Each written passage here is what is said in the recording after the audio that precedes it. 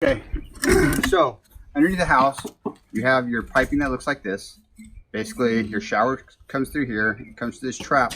The trap is actually prevent the gases from coming back, the sewer gases. Because the sewer gases have to go through this vent right here, which usually ends up with water, and that prevents the gas from coming up and bubbling up. So what we're going to do is we're actually going to cut the pipe right here, and we're going to insert a T like that. And then I'm going to lay this down now. Put it inside. And then we're going to put our valve right here. The valve is a simple valve. It's a gate valve. When it's open, what happens is that the water will fall straight down into the Greywater system. And when it's closed, it'll actually back up here and go down to the sewer system. This is a check valve. And with the check valve, the water flows one way, but can't go back the other direction.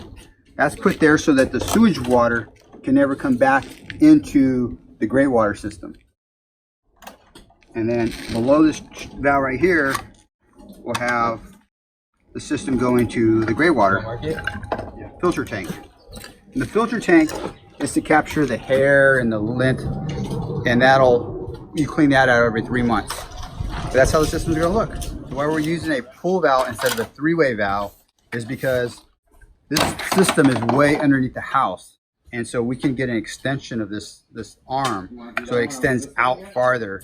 So this arm itself will be on the outside of the wall, so that way the homeowner can either push it in to close the Greywater system or pull it out, and it just doesn't have to worry about that three-way valve and reaching way underneath the house to switch that valve.